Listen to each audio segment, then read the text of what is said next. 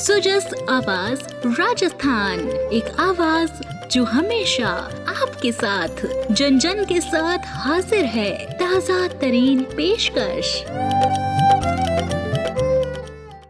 Sujas podcast में मेधा से आप सुन रहे हैं प्रदेश के मुख्य समाचार। नजर सबसे पहले आज की सुर्खियों पर। मुख्यमंत्री भजनलाल शर्मा का दिल्ली दौरा, लोकसभा अध्यक्ष और केंद्रीय मंत्रियों से की मुलाकात, प्रदेश के विकास कार्यों पर हुई व्यापक चर्चा। नई दिल्ली में मुख्यमंत्री की सांसदों के साथ अहम बैठक, राज्य हित के मुद्दों पर हुई गहन चर्चा। केंद्रीय मंत्रिमंडल ने कोटा बूंदी में ग्रीन फील्ड हवाई अड्डे को दी मंजूरी, मुख्यमंत्री ने जताया आभार, पर्यटन और व्यापार को मिलेगी नई उड़ान। और जयपुर एसएमएस अस्पताल में हाई एंड सुविधाओं का होगा विस्तार, आयुष्मान टावर निर्माण में तेजी, कार्डियक टावर 30 मार्च 2026 से शुरू करने का लक्ष्य। और अब सुनिए खबरें विस्तार से।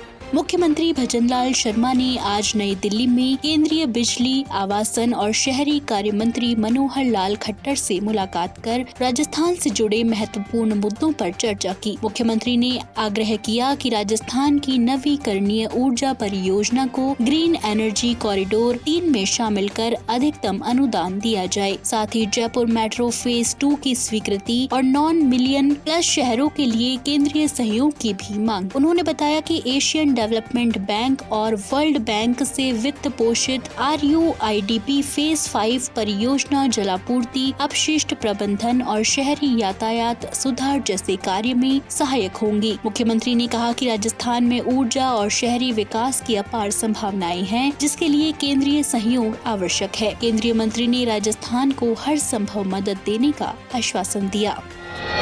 इसी कड़ी में मुख्यमंत्री ने कल नई दिल्ली में अपने दौरे के दौरान लोकसभा अध्यक्ष ओम बिरला सहित कई केंद्रीय मंत्रियों से शिष्टाचार भेंट कर प्रदेश की विकास परियोजनाओं, लोक कल्याणकारी नीतियों और निवेश की संभावनाओं पर विस्तृत चर्चा की। श्री शर्मा ने संसद भवन स्थित कार्यालय में लोकसभा अध्यक्ष से मुलाकात कर प्रदेश में विकासोन्मुखी कार्यों और जन कल्याणकारी योजनाओं के क्रियान्वयन पर सार्थक बातचीत की। इस अवसर पर मुख्यमंत्री ने प्रधानमंत्री नरेंद्र मोदी की अध्यक्षता में हुई केंद्रीय मंत्रिमंडल की बैठक में Kota Bundi green field airport को स्वीकृति मिलने पर श्री बिरला को बधाई भी दी। मुख्यमंत्री ने केंद्रीय शिक्षा मंत्री धर्मेंद्र प्रधान और केंद्रीय कौशल विकास और उद्यमिता राज्य मंत्री स्वतंत्र प्रभार जयंत चौधरी से भी मुलाकात की। इस दौरान जयपुर में प्रस्तावित लैंग्वेज लैब की स्थापना पर चर्चा हुई। मुख्यमंत्री ने कहा कि यह पहल प्रदेश के युवाओं को वैश्विक स्तर पर प्रतिस्पर्धा करने योग्य बनाएगी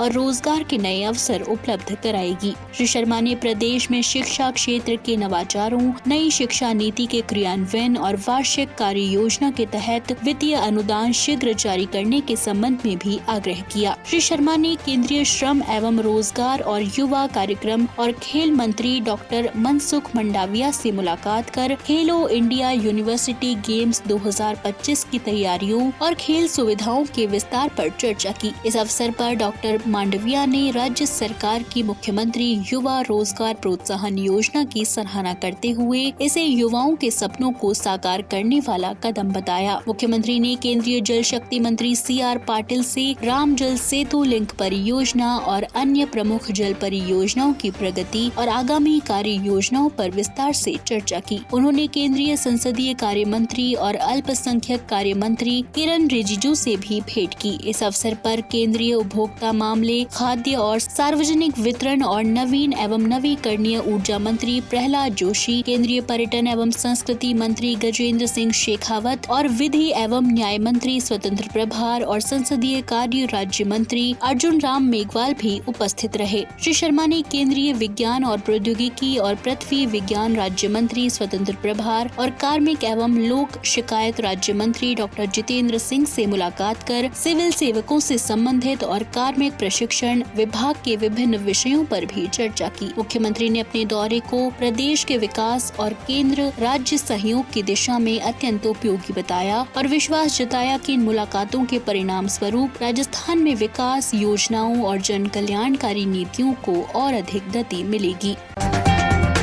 आप सुन रहे हैं सुजस आवाज राजस्थान। मुख्यमंत्री ने कल नई दिल्ली स्थित बीकानेर हाउस में प्रदेश के सांसदों से मुलाकात कर राज्य के सर्वांगीण विकास और केंद्र प्रवर्तित योजनाओं की प्रगति को लेकर महत्वपूर्ण चर्चा की। बैठक में मुख्यमंत्री ने सांसदों से आग्रह किया कि वे संसद में राज्य हित के मुद्दों को प्रमुखता से उठाएं और केंद्र सरकार के विभिन्न मंत्रालयों से राजस्थान से जुड़े प्रस्तावों, स्वीकृतियों और फंडिंग प्रक्रियाओं को शीघ्रता से आगे बढ़ाने के लिए सक्रिय भूमिका निभाएं। उन्होंने पीएम सड़क योजना सहित अन्य केंद्र संचालित परियोजनाओं को तेजी से लागू करने में सांसदों के सहयोग की अपेक्षा जताई। श्री शर्मा ने कहा कि प्रदेश में अधिक से अधिक निवेश आकर्षित करने और विकास की गति तेज करने के लिए राज्य और केंद्र सरकार के बीच बेहतर समन्वय और तत्परता जरूरी है। उन्होंने सांसदों से प्रदेश के विकास में सक्रिय भागीदारी निभाने का आह्वान किया। बैठक में लोकसभा अध्यक्ष ओम बिरला, केंद्रीय मंत्री गजेंद्र सिंह शेखावत, भूपेंद्र यादव, भागीरथ चौधरी, राज्यसभा सांसद मदन राठौड़, चुन्नीलाल गरासिया, घनश्याम तिवारी, राजेंद्र गहलोत, लोकसभा सांसद दामोदर अग्रवाल, सीपी जोशी, दुष्यंत सिंह, लुम्बाराम चौधरी, महिमा कुमारी मेवाड़, मंजू शर्मा, मन्नालाल रावत, टीपी चौधरी और राव राजेंद्र सिंह सहित अनेक जनप्रतिनिधि उपस्थित रहे। मुख्यमंत्री भजनलाल शर्मा ने केंद्रीय मंत्रिमंडल द्वारा कोटा बूंदी में ग्रीन फील्ड हवाई अड्डे को मंजूरी देने के लिए आभार व्यक्त किया है। उन्होंने कहा कि प्रदेश वासियों को अत्याधुनिक हवाई सुविधाएं उपलब्ध कराने के क्रम में कोटा ग्रीन फील्ड एयरपोर्ट मील का पत्थर साबित होगा। श्री शर्मा ने कहा कि प्रधानमंत्री नरेंद्र मोदी के नेतृत्व में देश प्रदेश में नागरिक उड्डयन क्षेत्र में तेजी से प्रगति हो रही है और हवाई सेवाओं का निरंतर विस्तार हो रहा है। उन्होंने कहा कि कोटा बूंदी ग्रीन फील्ड हवाई अड्डे के निर्माण से प्रदेश में न केवल पर्यटन को गति मिलेगी बल्कि शिक्षा और व्यापारिक गतिविधियों में भी इजाफा होगा। इससे प्रदेश की अर्थव्यवस्था को अपेक्षित गति भी मिल सकेगी। प्रधानमंत्री की अध्यक्षता में मंगलवार को केंद्रीय मंत्रिमंडल की आर्थिक मामले की समिति ने 1507 करोड़ की अनुमानित लागत से कोटा बूंदी में ग्रीन फील्ड हवाई अड्डा विकसित करने के भारतीय विमानपत्तन प्राधिकरण के प्रस्ताव को मंजूरी दी है। इस ग्रीन फील्ड हवाई अड्डे में यात्रियों को विश्व स्तरीय सुविधाएं मिलेंगी। परियोजना के अनुसार यहां A321 श्रेणी के विमानों का संचालन किया जाएगा। वहीं 20,000 वर्ग मीटर क्षेत्र में एक टर्मिनल भवन का निर्माण किया जाएगा जो व्यस्त समय के दौरान 1000 यात्रियों को संभालने में सक्षम होगा और जिसकी प्रति वर्ष यात्री वहन क्षमता 20 लाख होगी।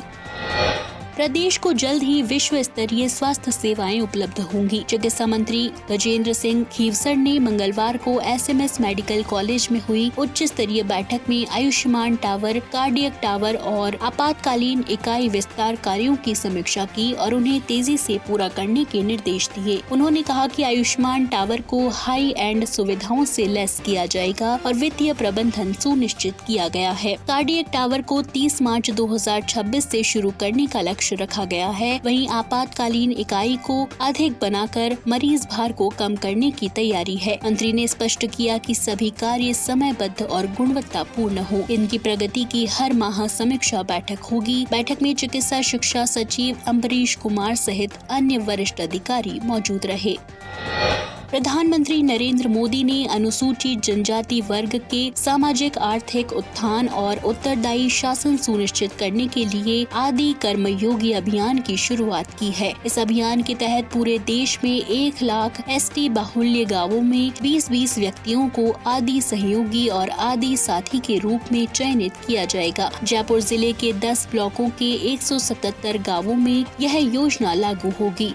इसके लिए 69 अधिकारियों को मास्टर ट्रेनर बनाया गया है, जबकि ग्राम स्तर पर ग्राम सेवक, आंगनबाड़ी कार्यकर्ता, आशा, शिक्षक, डॉक्टर और सामाजिक कार्यकर्ताओं को अभियान से जोड़ा जा रहा है। ये अभियान धरती आबा जनजातीय ग्राम उत्कर्ष अभियान, PM जनमन, राष्ट्रीय सिकल सेल मिशन और छात्रवृत्ति योजनाओं के साथ साथ तालमेल में संचालित होगा। इसका लक्ष्य 2030 तक जनजातीय क्षेत्रों में सेवा, संतृप्ति और जन केंद्रित विकास सुनिश्चित करना है।